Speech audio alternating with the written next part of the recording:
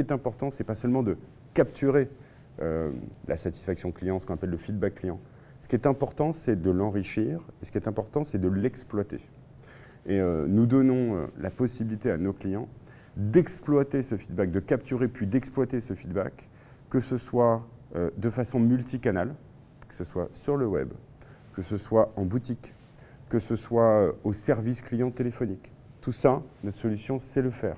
Et elle sait combiner les enquêtes de manière à rassembler les datas pour avoir une vision sans couture de l'expérience client. Et ça, on sait le faire en multilingue et dans différents pays. C'est-à-dire que si vous voulez mesurer l'expérience client web sur votre site UK et dans vos boutiques France, eh bien c'est possible.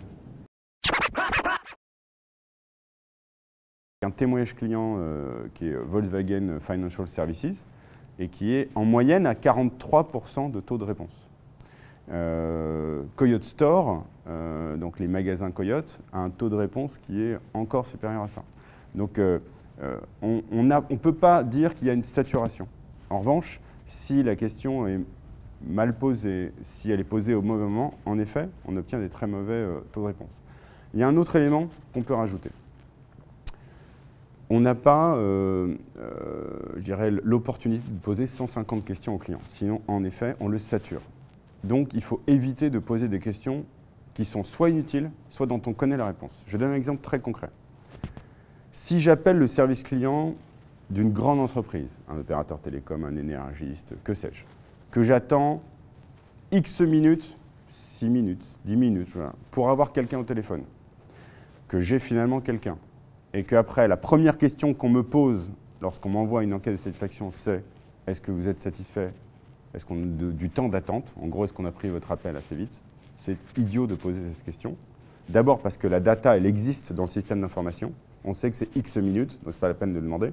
Et parce qu'à X minutes, on peut se douter que le client n'est pas content d'avoir attendu X minutes. Donc ne posons pas cette question.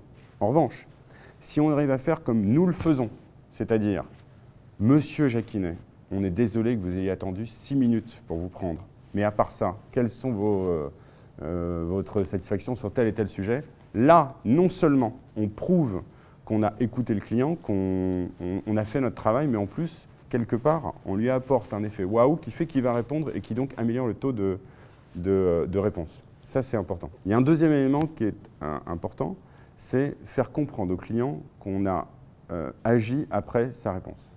C'est-à-dire que si je réponds une fois, deux fois, trois fois, mais qu'il ne se passe rien derrière, bah après, je ne réponds plus. En revanche, si on fait comme ce que nous faisons, c'est-à-dire quand le client a répondu, nous, on incite le client final, nous, on incite nos clients à agir derrière. À minima, envoyer évidemment un message qui dit « on a bien pris en compte », mais pour ceux qui sont insatisfaits, l'exemple Volkswagen Financial Services est très intéressant à ce sujet-là. Dans sa conférence qu'il a donnée il y a 2 jours, il nous explique que pour les très insatisfaits, il rappelle tous les clients pour creuser avec eux, etc. Et le client, il est stupéfait de voir que le temps qu'il a consacré à l'enquête de satisfaction n'est pas du temps perdu, parce qu'en effet, en face de lui, il y a une entreprise qui l'a écouté et qui rebondit. Je ne pense pas qu'il y ait de folie d'investissement dans les sociétés technologiques. En revanche, ce que je pense, c'est que les investisseurs sont prêts à accompagner les sociétés qui sont en forte croissance, ce qui est notre cas. L'année dernière, on a eu une croissance de 56% et au premier trimestre de cette année 2015, on est à plus 65 par rapport à l'année d'avant. Ce qui veut dire que nous sommes en croissance et en plus, elle s'accélère cette croissance. Et la levée de fonds de près de 3 millions d'euros que nous venons de réaliser va nous permettre d'accélérer encore, notamment en investissant sur les hommes, sur la R&D pour faire encore progresser notre solution, pour garder notre longueur d'avance, et aussi à l'international, puisqu'on s'apprête à ouvrir plusieurs bureaux en Europe du Sud et en Europe du Nord. Lorsqu'on démarre une entreprise, ce qui n'est plus notre cas, la difficulté, même quand on a une bonne solution, c'est d'arriver à se faire entendre, écouter par des grandes entreprises. On ne peut pas en France travailler avec Orange, SFR, GDF, EDF quand on est tout petit. Alors, on a la chance, ce n'est plus notre cas, on a gagné un premier grand compte, puis un deuxième, puis un troisième. Aujourd'hui, on travaille avec 50 grands comptes. Et donc, on n'a plus cette difficulté à se faire écouter. En revanche, En 2015, les difficultés d'une entreprise comme Mediatek, c'est en effet recruter les bonnes personnes. Et ça, c'est le premier défi. Une entreprise avec les bons hommes fait la différence par rapport à une entreprise avec une équipe qui n'est pas au niveau. Ça, c'est la première difficulté. La deuxième difficulté, tu as tout à fait raison de le noter, c'est la capacité à faire agir nos clients aujourd'hui et non pas demain. Ils sont tous convaincus, nos clients, mais tous, hein, que l'expérience client, c'est important, que le client les fait vivre et qu'il faut écouter ce client, il faut agir en fonction du client. Sauf que, soit par manque de budget, soit par manque de décision, eh bien, ça n'arrive pas aujourd'hui, mais ils le prévoient pour demain.